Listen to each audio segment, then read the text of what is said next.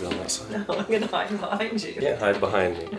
You're big enough, I think. I'm gonna say, I'm back with my mom. You're really gonna hide behind me? Yeah. What are you doing? Hey, we are back. Use my hands. All right, we're back in the basement for another workout. I'm here with my mom.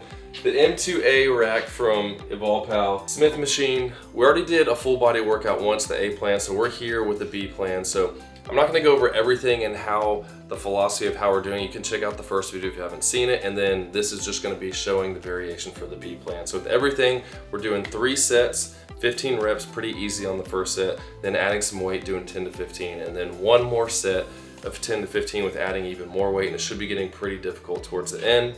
Not so much you're gonna feel crazy sore and terrible, but we wanna get a good exercise in, and then slowly track your progress and get better over time. So for the legs, we're gonna be doing 3 supersets. The first is legs and chest, then we're gonna be doing back and shoulders, and then arms, biceps, triceps, and you can add the calves if you wanna be doing that as well. So we're gonna start here with lunges for the legs. Like, you don't have to start weighted with anything, you can just use body weight to start because we want the first one to be a warm-up, to be easy. And so we can just stand here and just do one leg at a time. So back all the way down and back up, and doing lunges like that. And you can do one leg at a time and do all 15, or you can go back and forth, whatever you prefer.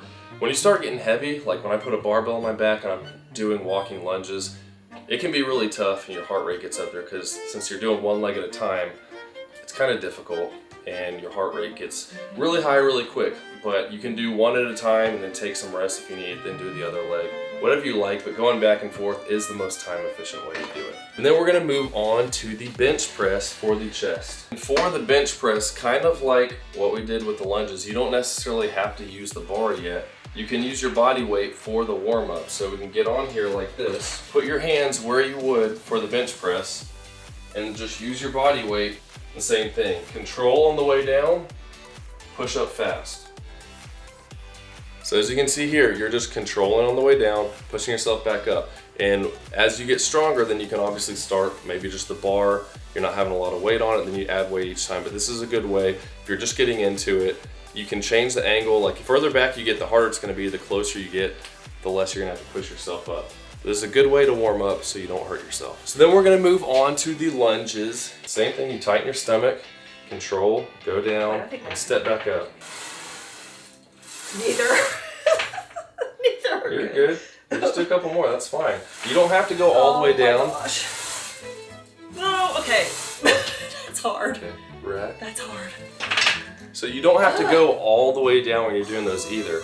And if it's too hard, you can do the same thing. You can get a couple 10-pound weights and just use your body weight, work up to I think I'd rather do that. work up to doing more weight, because lunges are a great way to get your quads, your hamstrings, and your glutes, because everything's getting stretched out. The further down you go, the more you're gonna get the glutes in there as well. And it's a good overall exercise, variation. So we did squat the first day, working on lunges this day. And if you're not strong enough to do the bar, you just slowly work up to that. You could do all body weight lunges.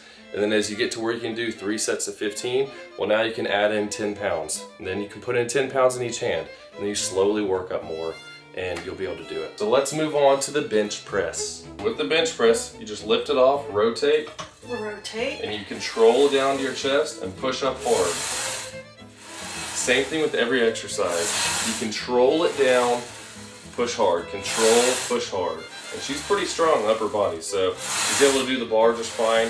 And on the next set, you can add some weight and then shoot for those 10 to 15 reps.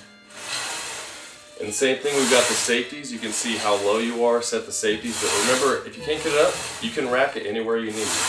Just like go like halfway up, like, oh, it's too hard, rack right here.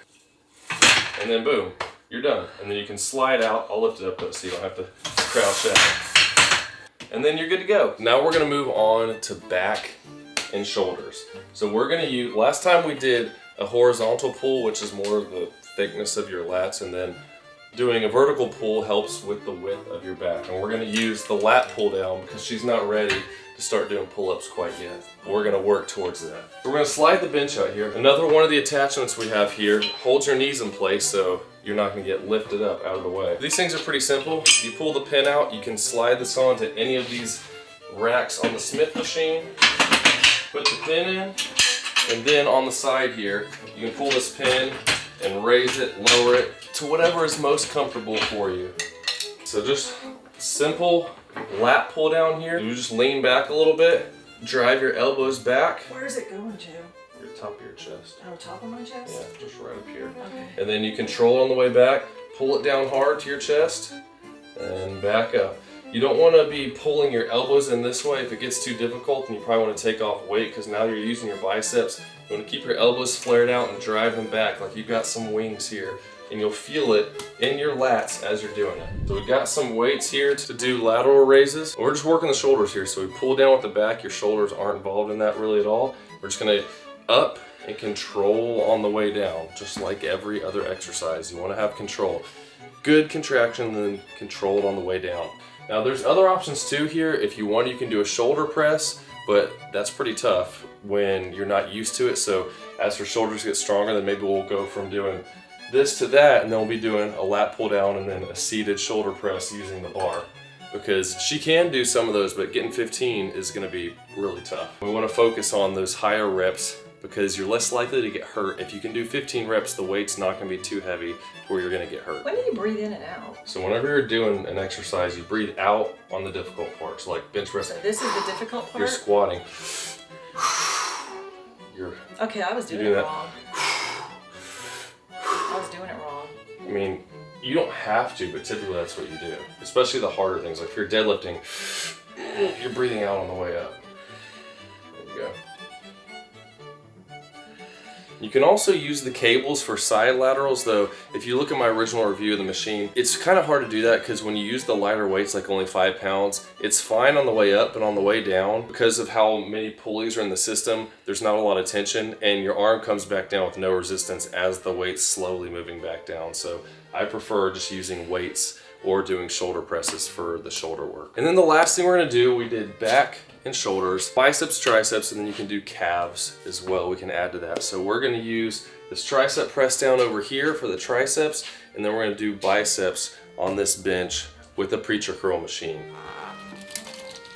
Okay, when am I breathing again? On the hard part, when you're pulling What's up. the hard part? Where you're pulling it up towards yourself. Okay. Wait, I'm breathing out? So take a big breath and breathe out as you're pulling it up towards yourself.